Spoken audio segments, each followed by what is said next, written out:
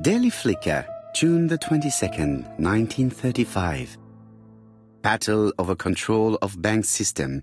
What will the government do for money? Andover, murder of a tobacconist.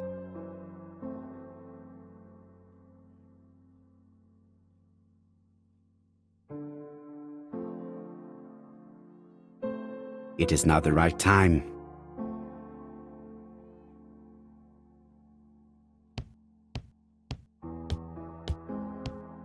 No doubt about it. Hastings is going bored.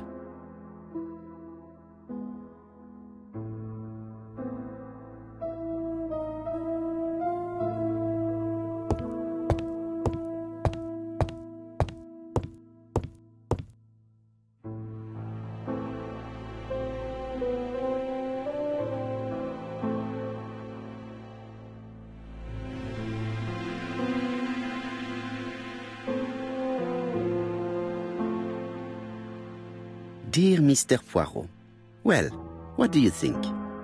I believe that I won this round. The Andover affair went like clockwork, don't you feel? But the fun has only just started. I would like to draw your attention to Bexhill-on-Sea on the 25th of this month. We're having a crazy time. Best wishes, ABC.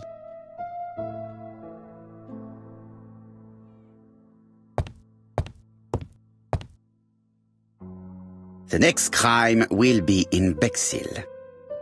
We must warn Jap to Scotland Yard. Did the letter indicate anything that might help the police?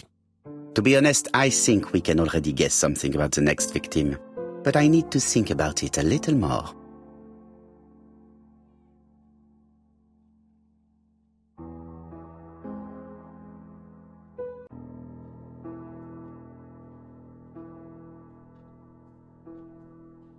Let us examine this more closely.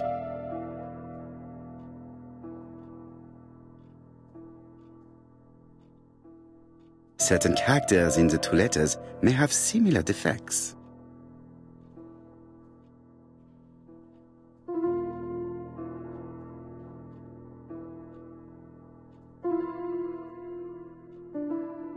Yes, this I is weird. Right, let us compare this with the other letter. Yes, the I characters in the two letters do indeed have the same defects. I have to find some other similar defects to confirm my theory.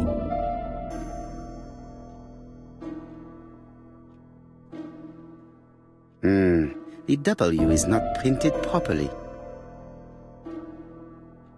Right, let us compare this with the other letter. Of course, the W characters in the two letters do indeed have the same defects. I have to find some other similar defects to confirm my theory. Yes, the A appears to be quite unusual. Right, let us compare this with the other letter. That's right. The A characters in the two letters do indeed have the same defects. My theory was right. These two letters were written with the same typewriter. Both letters were written on the same typewriter and show the same characteristics. You surprise me, Poirot. You usually ignore material proof. But there is nothing usual about this case, Hastings. Nothing must be overlooked. Let us now try and get our brain cells to work.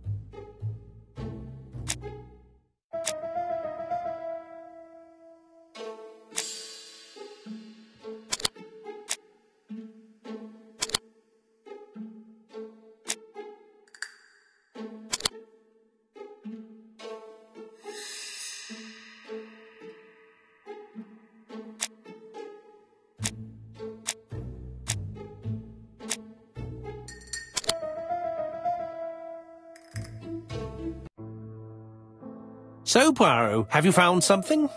Oui, I believe so. But I am afraid it is not enough to stop the murderer.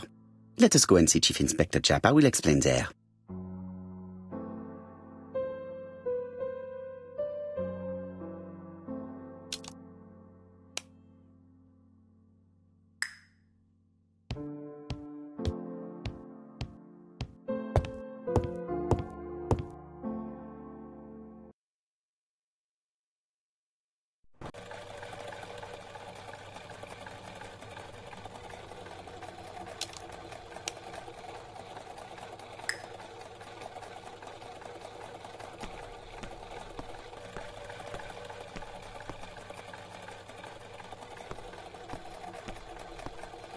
It may be time to go to Scotland Yard. To Scotland Yard, please.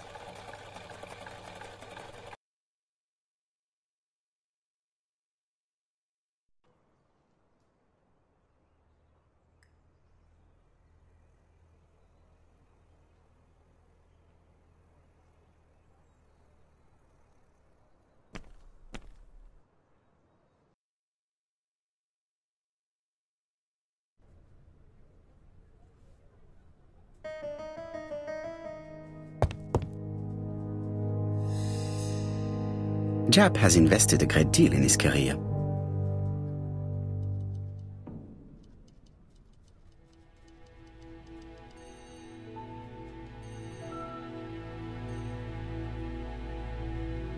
Japp is an investigator greatly respected by his peers.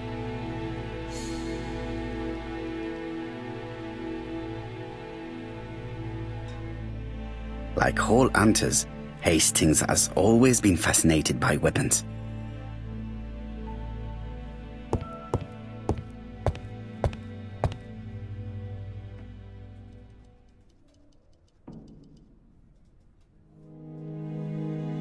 London. I really like this city.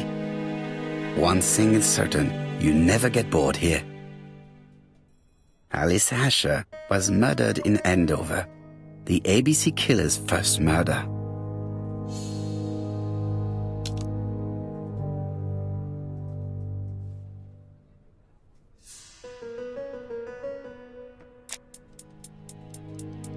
Japp appears to be snowed under.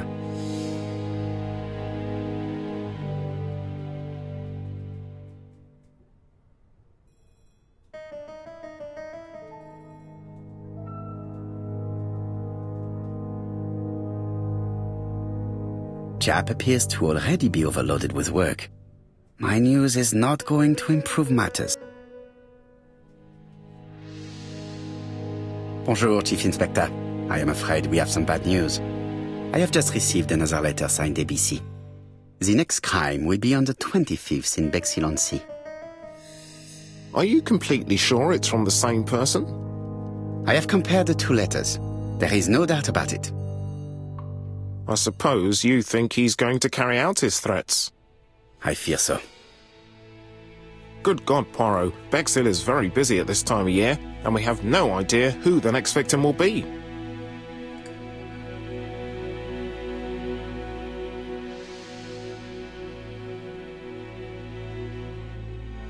I suspect that the name of the second victim will start with B. What on earth makes you think such a thing?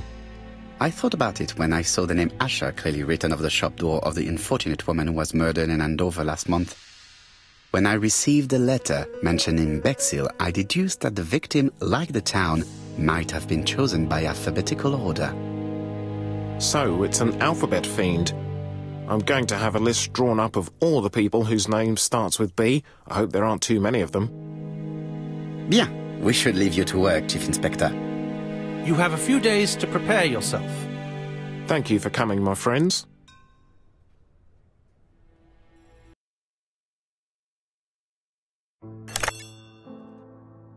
Poirot? Chief Inspector Japp, your call does not bode well. Indeed, we have just found the body of a young woman on the beach in Bexhill. An ABC was placed on the body. We'll be there as soon as possible.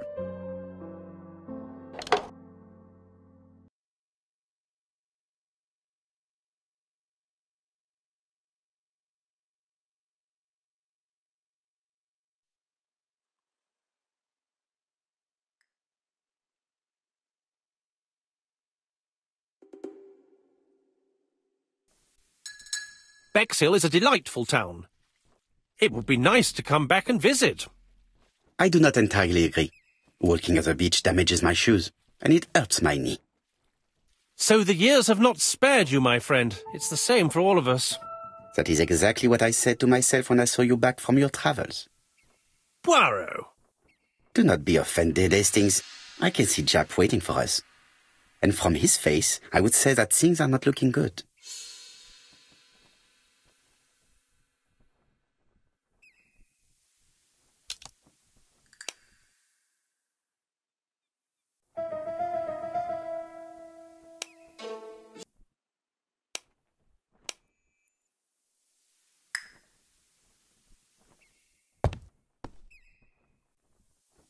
Bexhill seems to be a pleasant little town.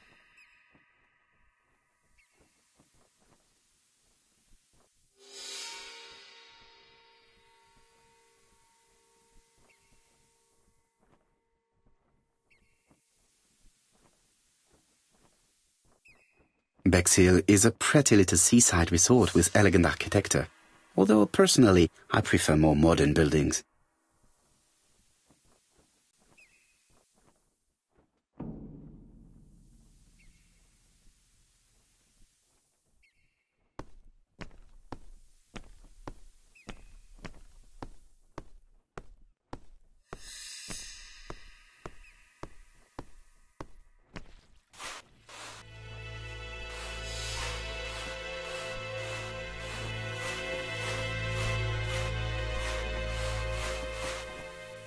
How do you do, gentlemen? Chief Inspector? I fear your admirer has struck again, Poirot. We haven't yet identified the victim, but it's a young woman, 20 to 25 years old. Death occurred last night between 11:30 and 1 o'clock, and we found an ABC guide on the body. Was she pretty? Come on, Poirot, that's rather out of place. It has no bearing on the murder. Are you certain? For women, it is often the most important thing. It often decides their destiny. The body hasn't been moved. You can see for yourself. Has the press been informed? Not yet, but I'm planning to. I haven't yet informed them about the presence of the ABC guide in Andover. Nobody has reported a young woman missing? Not for the moment. No witnesses, I imagine. Indeed. We've asked everybody who may have met a young woman fitting her description last night to come and see us, but I have little hope of gaining anything from it. It's early days, Chief Inspector, and the news may not have spread around the town yet.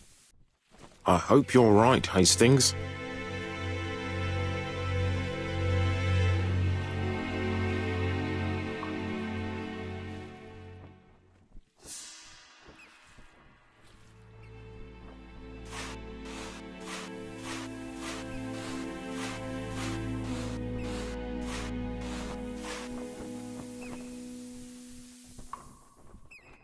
These marks have been left by a rope or a braided cloth.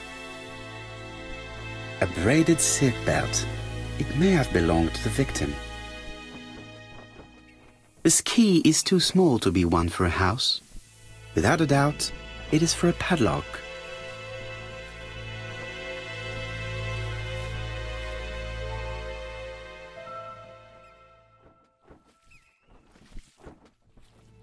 The guide is open at the page for the Bexhill train times.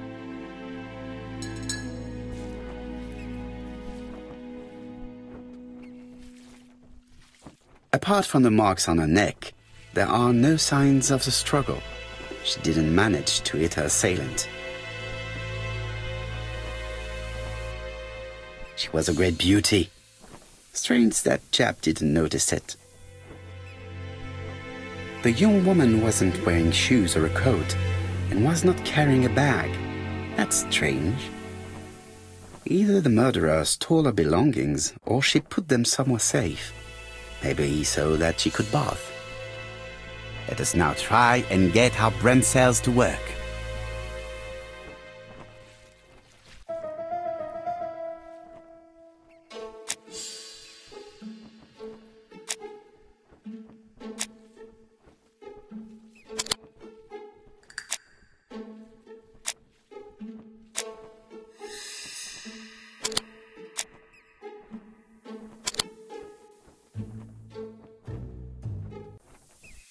The poor child must have been strangled with his braided belt.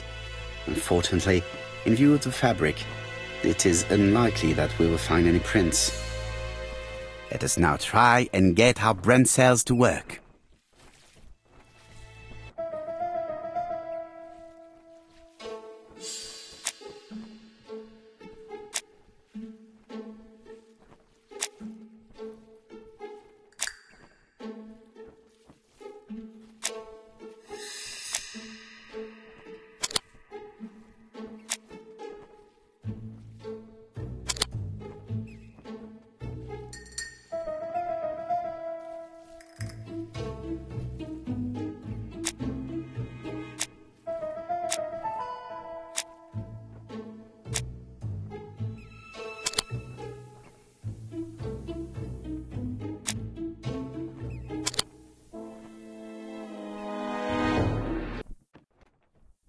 The medical officer should confirm that the victim was strangled with her own belt.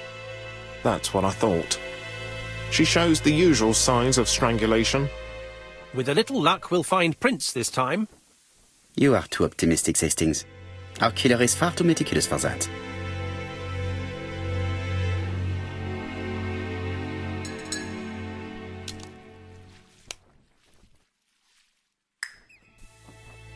There is no doubt about it. Bexhill has one of the most beautiful beaches in the area.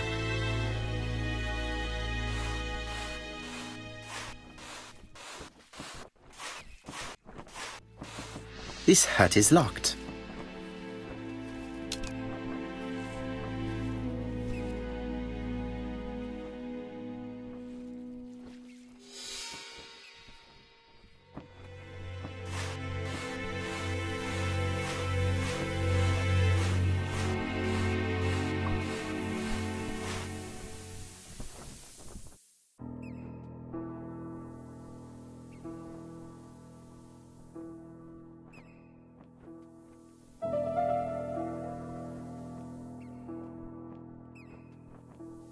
A dual locking padlock.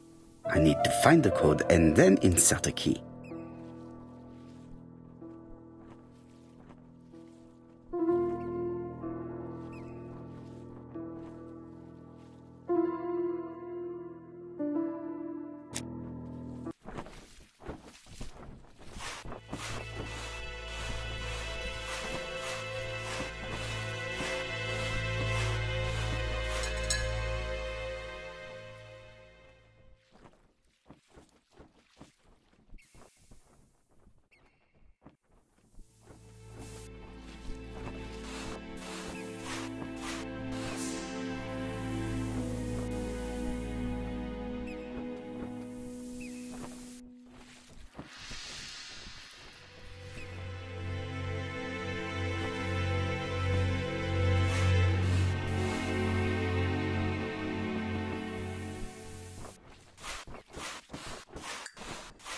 This hut is locked. This hut is locked.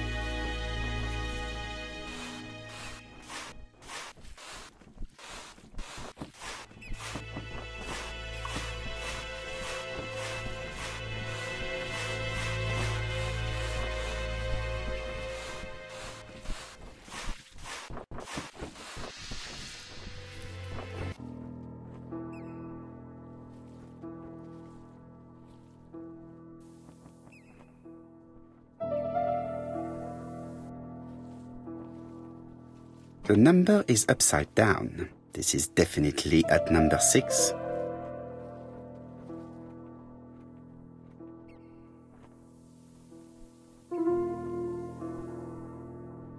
A dual locking padlock. I need to find the code and then insert a key.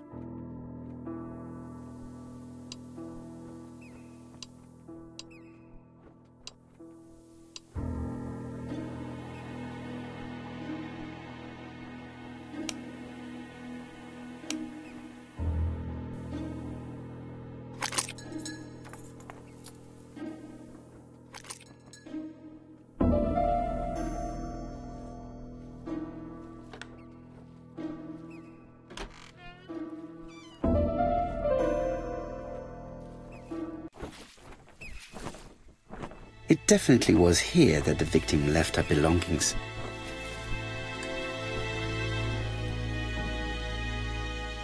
Betty's first day at work. Mom is very proud of you. Elizabeth Barnard, 7 August 1931. So, the young lady did have a name starting with B, and she worked as a ginger cat, an establishment that must be slightly further along the beach. The purse is full. Yet again, we can dismiss theft as the motive for the murder. Here is the watch she must have removed to prevent it from getting wet. A top brand lipstick. She liked to take care of her appearance. As well as a photo of the victim with some company. It could be useful to me.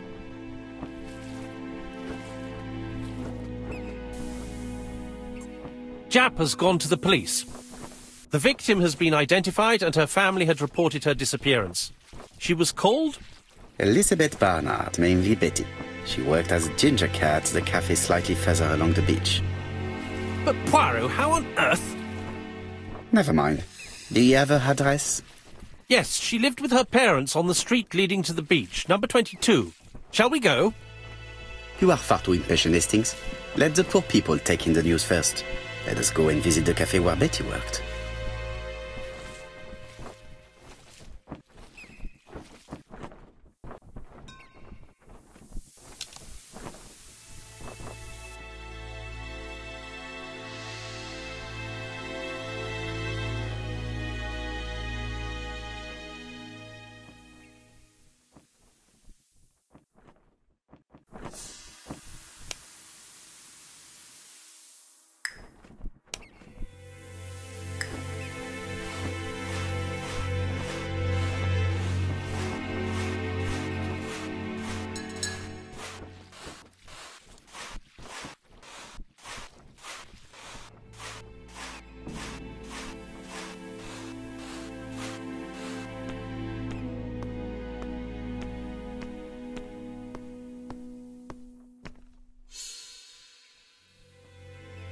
Could it be the same buildings as on the victim's photo?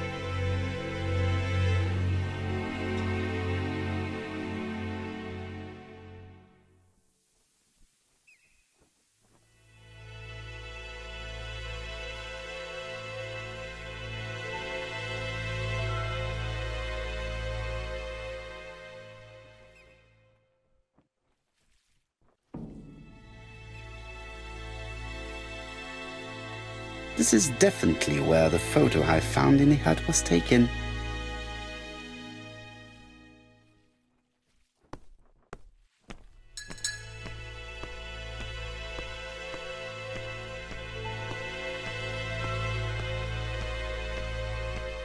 With all these tourists, these shops must be thriving. With all these tourists, these shops must be thriving.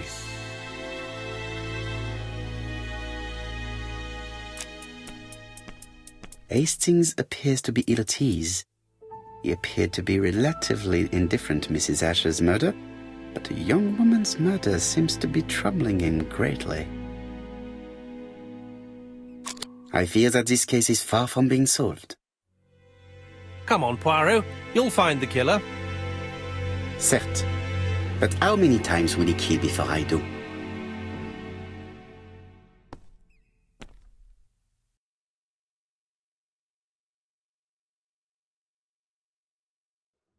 I'll be with you in a minute, gentlemen.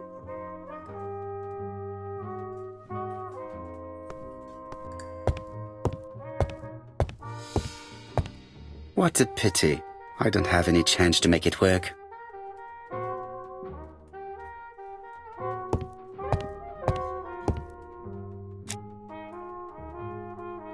Something tells me that she's the owner of the ginger cat.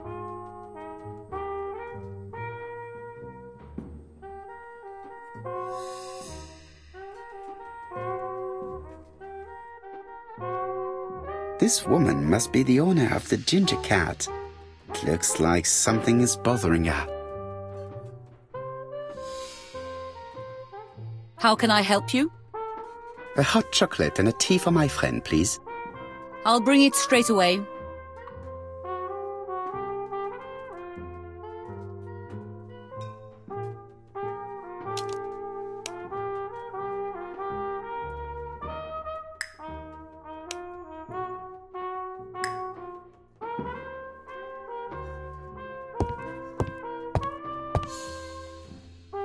I need to know the time range during which Betty was working on her own.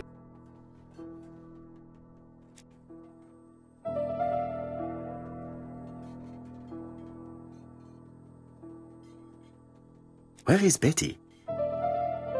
Betty worked from 11 a.m. to 7:30 p.m. Would she have been alone at any time during her service?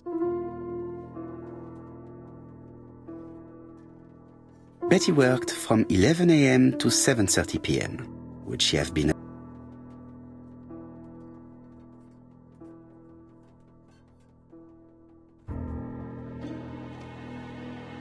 These are the different waiting staff's bills.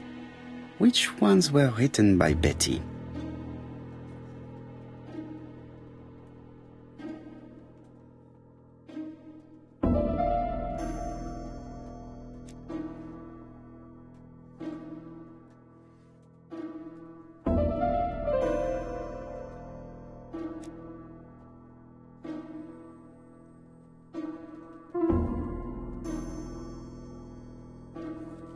This bill may have been written by Betty. There is probably another one.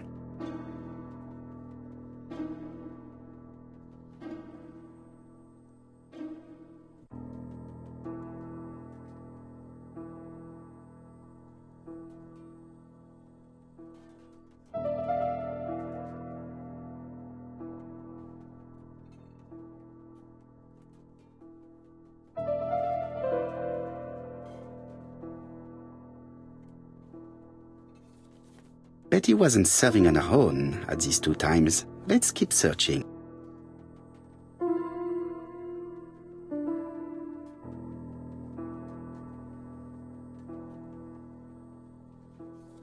This bill may have been written by Betty.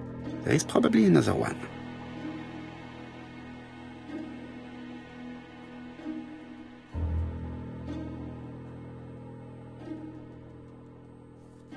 Betty wasn't serving on her own at these two times. Let's keep searching.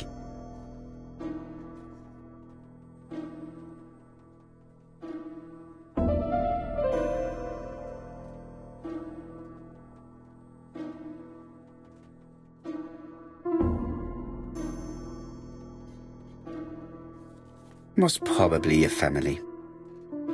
This bill may have been written by Betty. There is probably another one.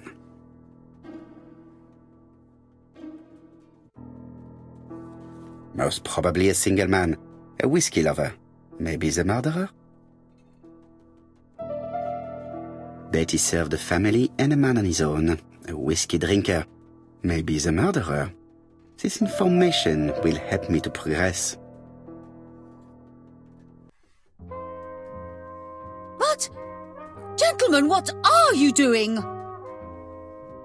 We are searching for clues, mademoiselle. My name is Hercule Poirot. I am a detective, and this is Captain Hastings. Does Betty Barnard work here? That is correct. She should have been here a while ago. Punctuality is the first rule of politeness. I fear that Miss Barnard will not be coming today. She has just been found, dead, on the beach a few hundred meters from the cafe. How awful. Poor young thing. What happened? She appears to have been murdered. This is most distressing. How this will affect my business, I shudder to think.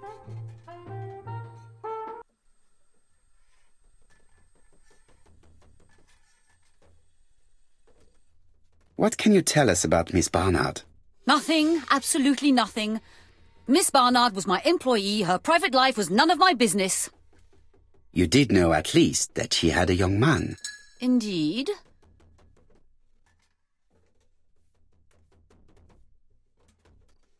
This photo was found. Is this him? Yes, that's him all right. But I haven't seen him for some time.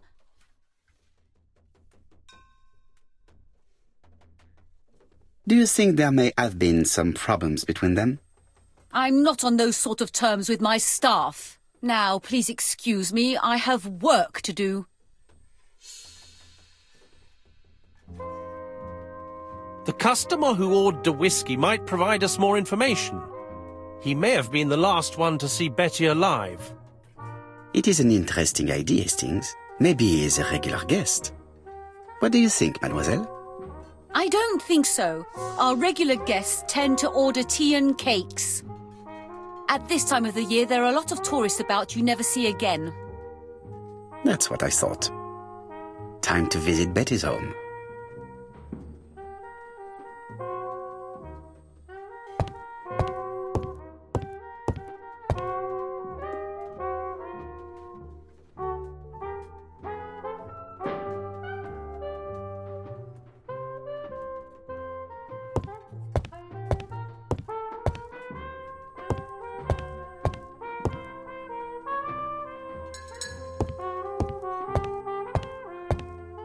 This is a well-laid table.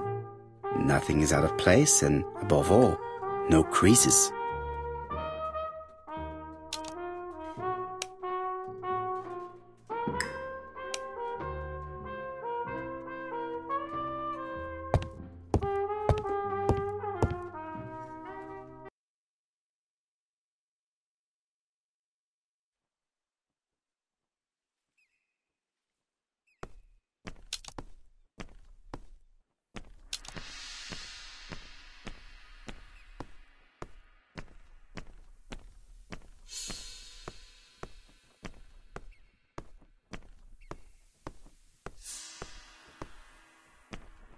This is definitely where the photo I found in the hut was taken.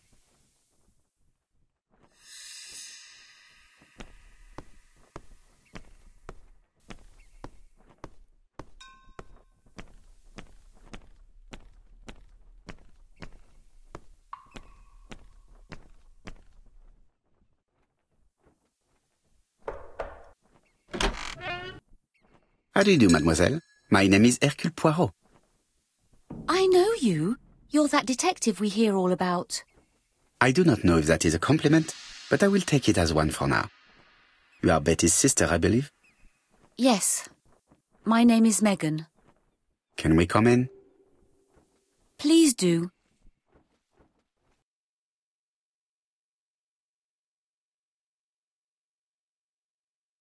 My parents are at the police station. I doubt they'll be up to speaking to you later. Do not worry, we will not bother them. Did you know your sister's plans for yesterday evening? No. I arrived by train this morning. My parents called me in a panic when they discovered that Betty had disappeared. She went out last night, but she didn't tell them where she was going. What was your last conversation about? Her new dress. She wanted a pair of black stockings to go with it. Mother brought her a pair. The very day it happened. She was crying. And to think that Betty never even wore them. Poor Mummy.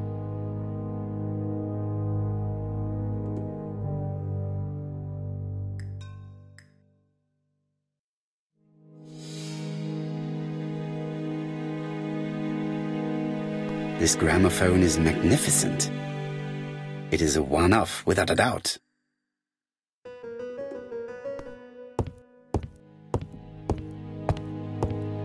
Family photos and files.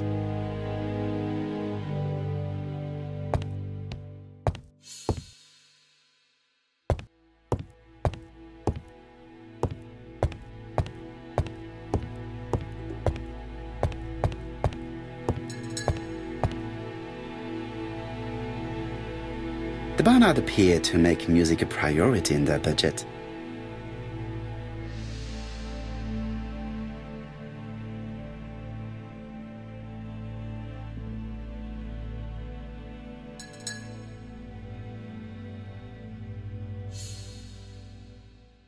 Their home is modest, but the Barnards are definitely music lovers.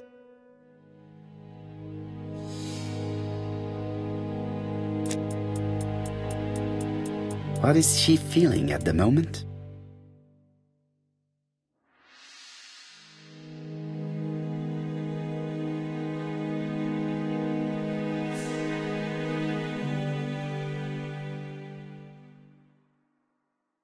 Betty's older sister is not just sad, she is angry.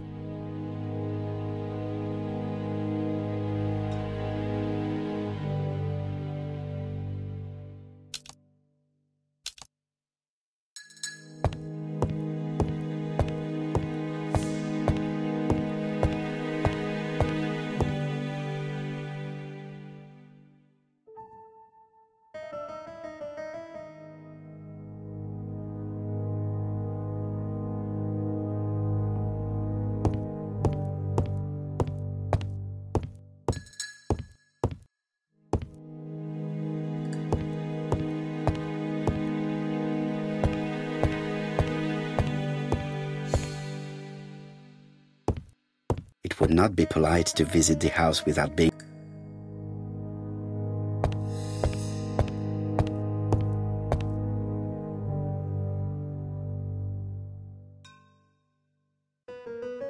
Did Betty go out often? My sister wasn't a child, sir. She used to go out. She enjoyed films, dancing. She was a very good girl who didn't hang around with men. That's what they always say, no?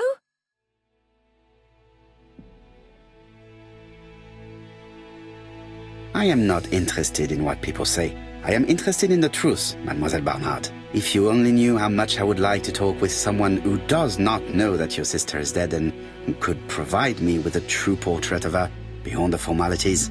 The truth is that my sister was a silly little fool. I tried to reason with her, but she behaved like an idiot. In what way?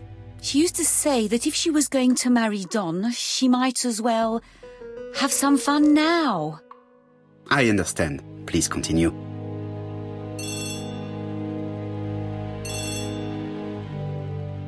Oh, excuse me, I have to answer that. But of course. Betty's room is opposite the stairs on the first floor. Feel free to take a look if you think it might be useful.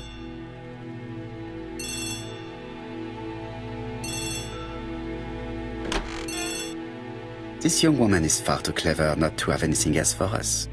Do you think she's hiding something? That is what I'm trying to find out. Surely you don't think she did it? I did not say anything of the sort. But young women always ruin your judgment, Hastings. Who knows, maybe Megan was jealous of her attractive young sister. I see. She may have had her sights on the inheritance. Or maybe she was in love with Donald Fraser. We have to study all scenarios, even the most unlikely. But I doubt that Mr. and Mrs. Barnard are rich enough to justify murder. While I try and get Miss Barnard to talk, I would like you to try and find Donald Fraser. It should be easy to find the estate agents where he works. Bring him to the Ginger Cat. I would like to talk with him before the Chief Inspector finds him.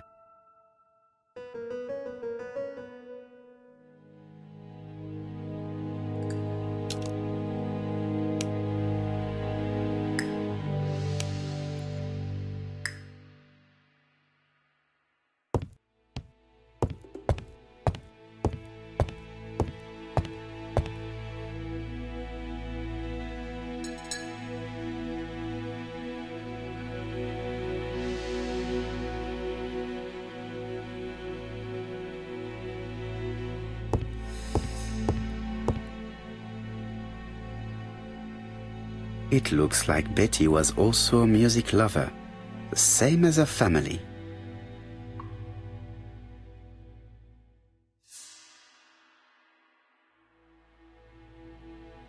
Without a doubt, Betty used to sing.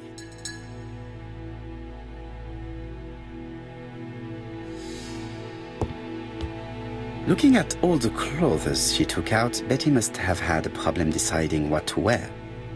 Maybe she had a date? A box of new stockings. It looks like Betty has a very busy life.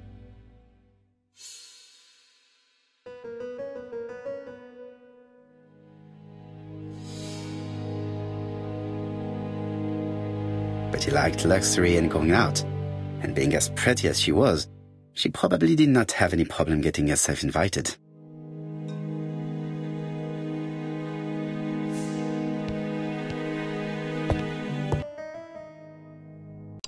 Something on this clock bothers me.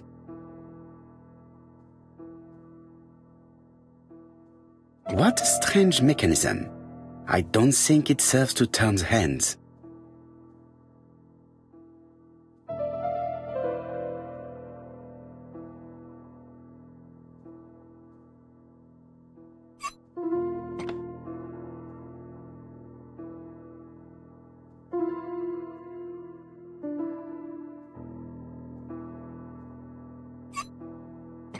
Good. It should be possible to open the wooden panel.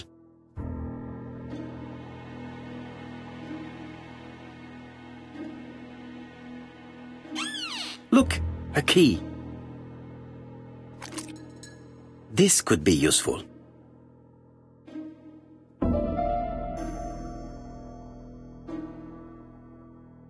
This code probably has something to do with the mechanism above the clock.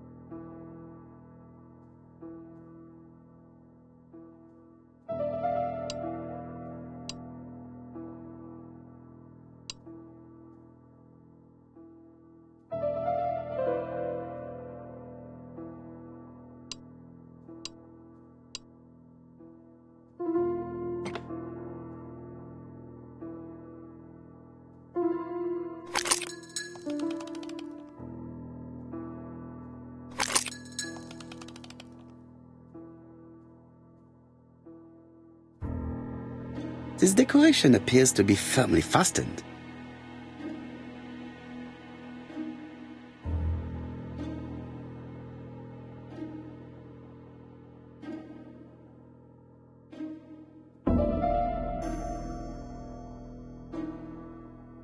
There, that's better.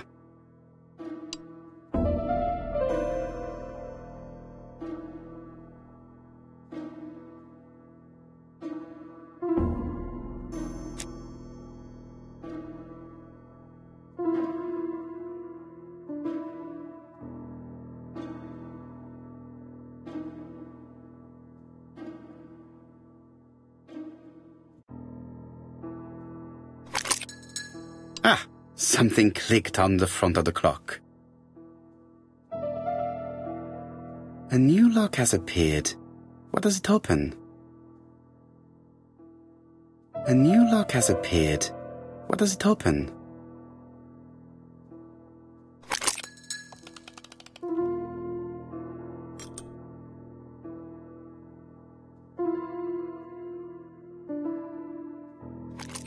This could be useful.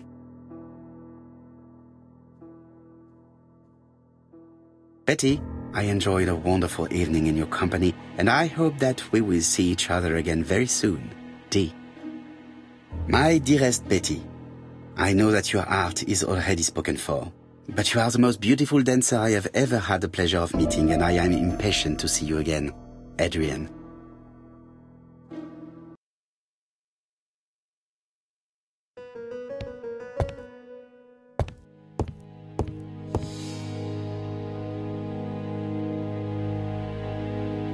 This small key should be useful to me. I've finished with this subject. Medicine to prevent voice loss. Did Betty have problems with her voice?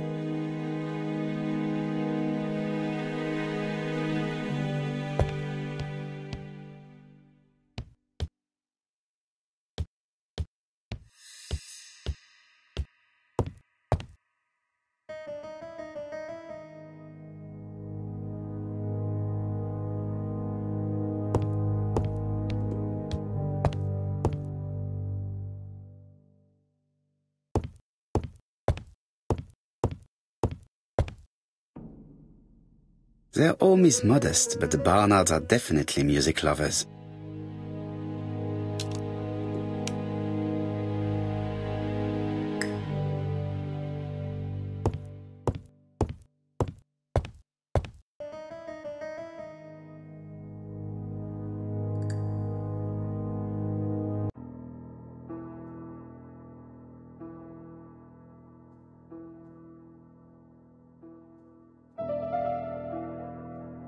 Let us see.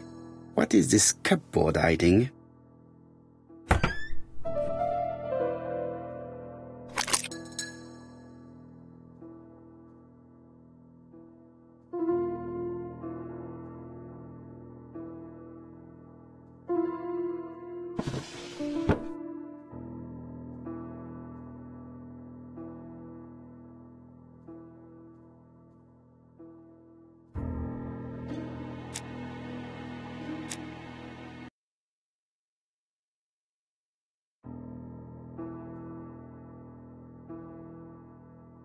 Let us see.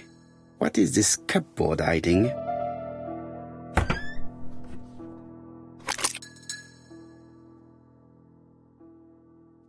This looks like solfège. This looks like solfège.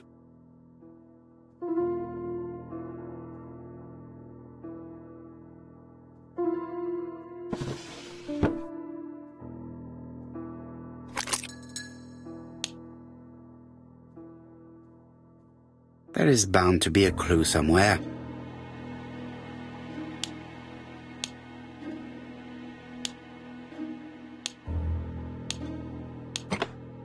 I heard the sound of a mechanism being triggered.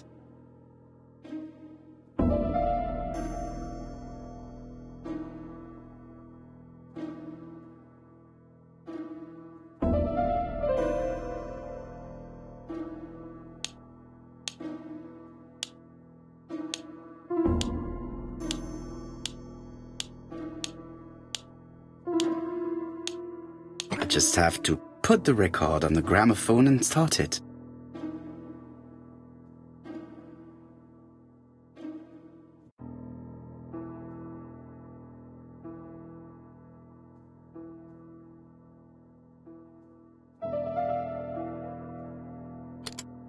That doesn't work.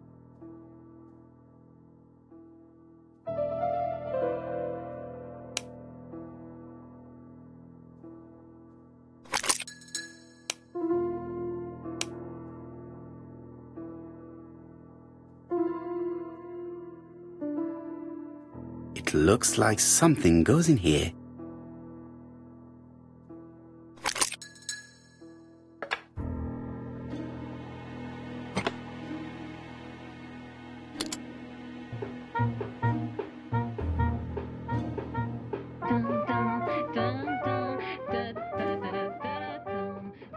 Oh, Donald! We're in the middle of recording. Sorry, Betty, but it's not wise. The doctor said you should rest your voice. You're such a killjoy sometimes. Betty was such a good singer. It's true. Did she have any problem with her throat? Yes, she had to be careful with her voice. Of course she didn't follow the doctor's advice. If Don didn't insist, she... Well, it's too late for all that now.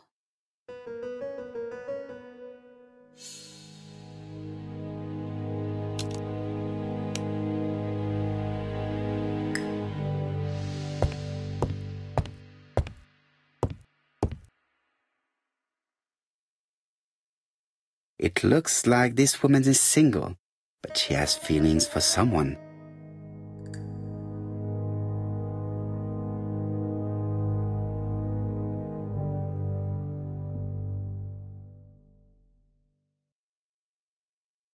She is looking so intensely at this photo.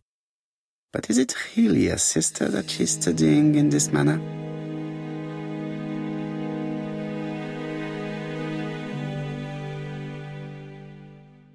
They made the perfect couple, am I correct? Yes, in a way. She was pretty and he... Well? He's a bright man, with a promising career ahead of him. He would have made Betty a good husband. He was always attentive and generous. Oh, a true gentleman.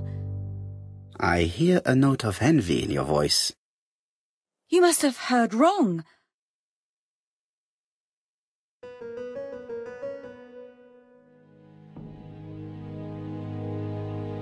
Donald appeared to be very much in love with your sister. Yes, he was mad about her. Mad, you say? Being madly in love can often be destructive, and Mr. Fraser was known for being jealous, I believe. No more than average. Men are always slightly possessive, especially when they are with a pretty woman. I am not your enemy, Mademoiselle Bernard. And you are not my friend either, Mr. Poirot, sir. Yes, but your lies are not helping Mr. Fraser, or you for that matter.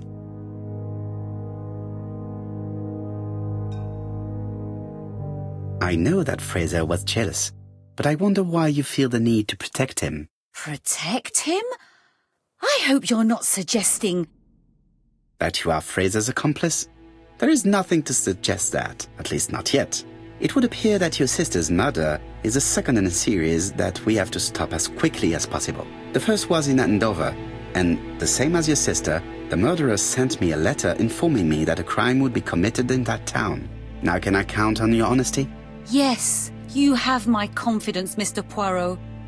Don is a quiet and sensitive young man, slightly reserved too, and as is often the case with reserved people, when he flew into a temper, he completely lost control. He could be so violent. Betty was frightened. And when was this? The first time was about a year ago. But they rowed more recently. Donald found out that Betty had lied to him. She said she was going out with a girlfriend, but she went out for dinner with a married man. It was an awful scene. She told him that until they were married, she was free to go with whoever she pleased. Donald turned quite pale and started shaking and kept saying one day. Well? He'd commit murder.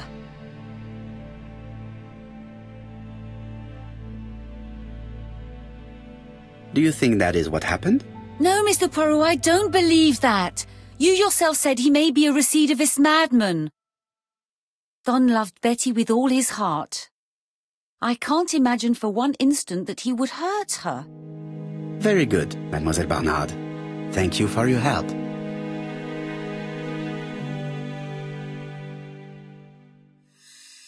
Fraser is at the Ginger Cat. The police haven't spoken to him, but they want to. Très bien, Hastings. Let's see him now. Au revoir, mademoiselle. My deepest condolences to your parents.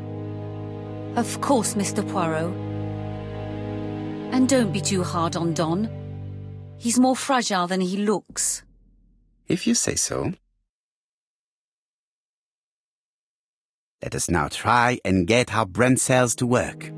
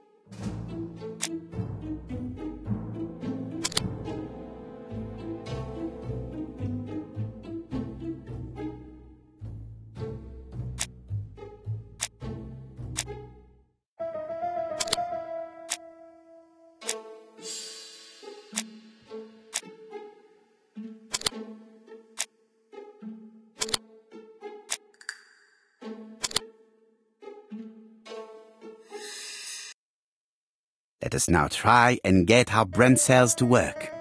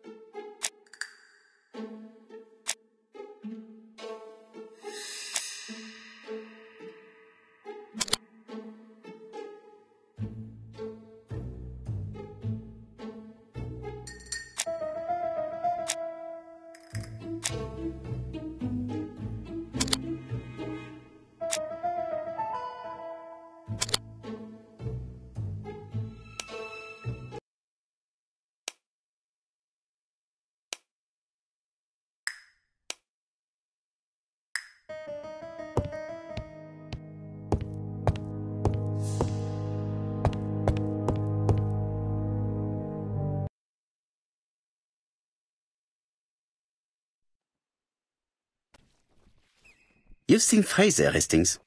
What is your feeling? He's a big chap. Fragile isn't exactly the word that springs to mind. I talked to his landlady before seeing him. She went to bed at 11. Fraser wasn't home yet. Bien. Megan Barnard said he is a reserved character but with a nasty temper. We will see if this is the case.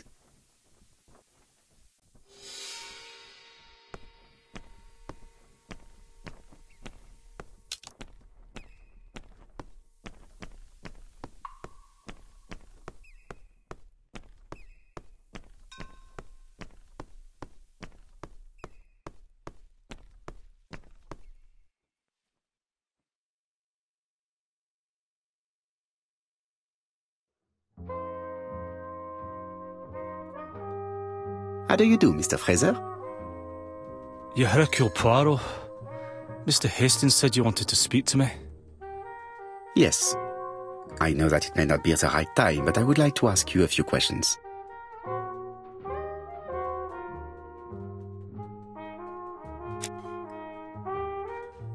This man looks suspicious.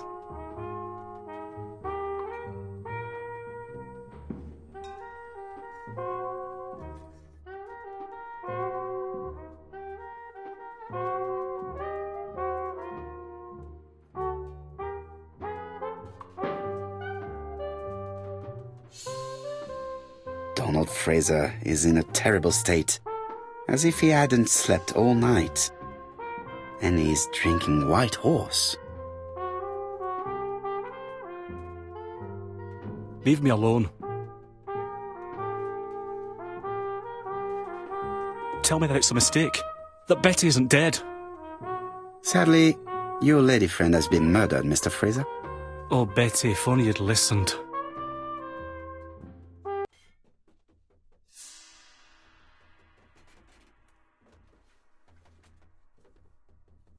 Did you visit Betty yesterday afternoon? No, I haven't seen Betty for 2 days. I was at the office yesterday afternoon. Can you prove that? Of course. But why this question? Betty died yesterday evening, didn't she?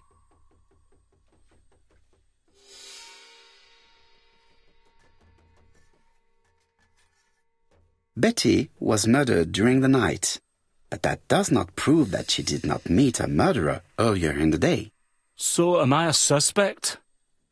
Everybody close to Betty is a suspect, Mr. Fraser. I would be a very poor detective if I did not examine all possible eventualities. Do you know what Betty's plans were yesterday evening? She said she was having dinner with her sister.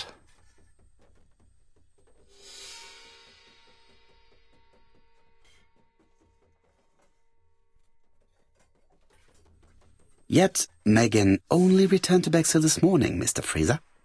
I didn't know. Right. May I ask you what you were doing yesterday evening? I spent the evening working. Your colleagues can confirm this? No, I often take work home with me.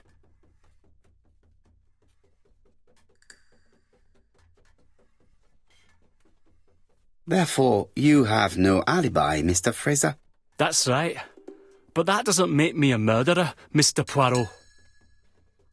I would like you to leave now, please. Ah, I knew I'd find you here, Poirot. I thought the victim's young man was here. Yes, is all yours, Chief Inspector. Let us now try and get our brain cells to work.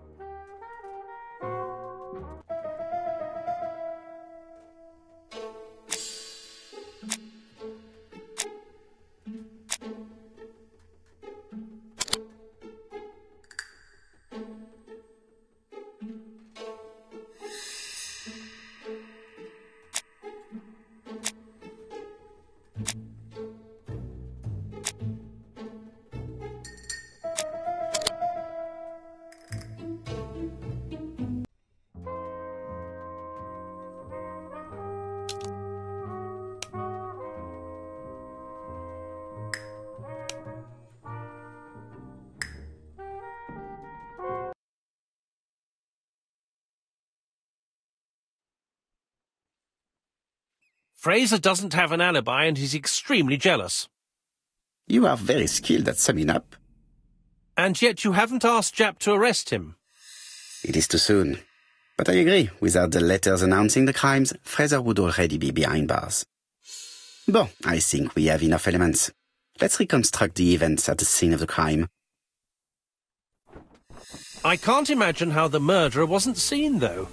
Surely she must have struggled. Let us try and imagine the scene.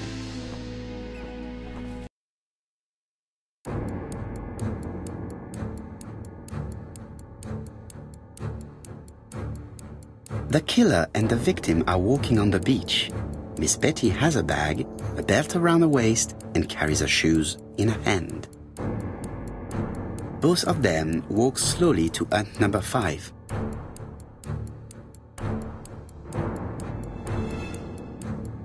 Miss Betty enters the hut.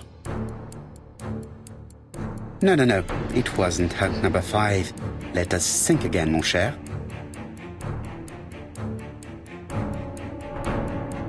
The killer and the victim are walking on the beach. Miss Betty has a bag, a belt around her waist, and carries her shoes in her hand. Both of them walk slowly to hut number 5. Both of them walk slowly to hut number 6.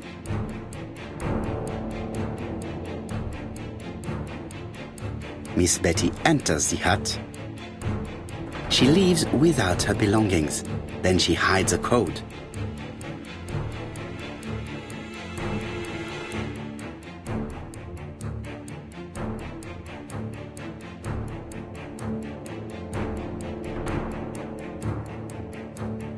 The killer tries to remove his victim's belt. She panics and tries to stop him. She runs away, pursued by her assailant. No, there is no sign of a chase. Things must have happened differently. Let us think again, mon cher.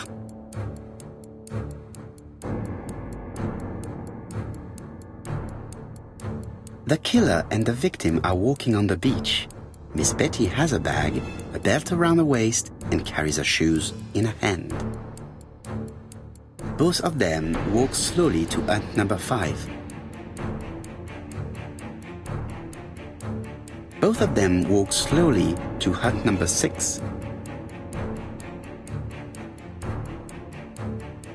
Miss Betty enters the hut.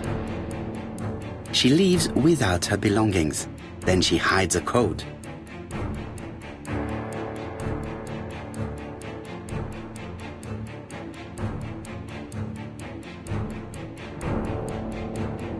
They keep walking. Then she removes her belt.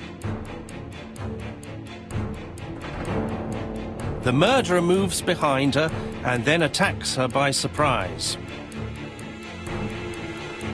The body falls, lifeless, on the sand.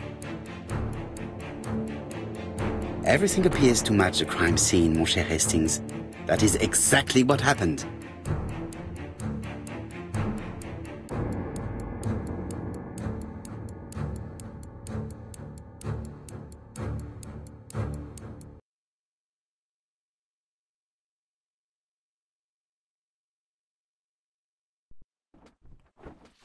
Without the ABC, we might have suspected Mr. Asher and Mr. Fraser. But by signing his crimes, the murderer is making sure he's accused. In a way, it is very generous of him. Generous? The murderer seduced Betty in order to lure her to the beach and kill her. Indeed, the young woman was certainly careless, but not stupid enough to follow a stranger. What are you planning to do, Poirot?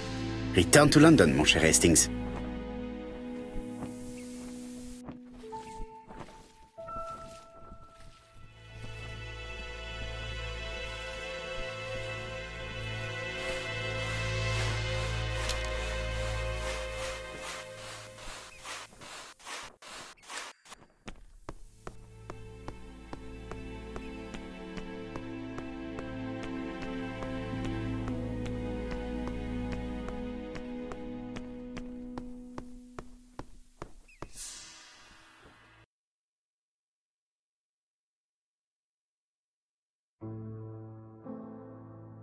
Jap has decided to reveal details to the press.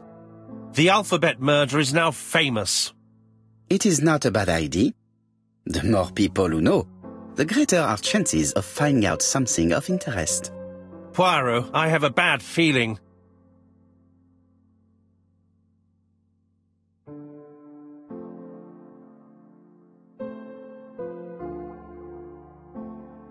Poor Mr. Poirot, not so good at these little criminal matters as you thought yourself, are you? Rather past your prime, perhaps. Let us see if you can do any better this time. This time, it's an easy one. Churston on the 30th. Do try and do something about it. It's a bit dull having it all my own way, you know. Good hunting. Ever yours, ABC. Good hunting. Did you hear that, Poirot? The murderer seems to be taking it all as a game, a challenge. He will strike on 30th in Churston. We must warn Scotland Yard.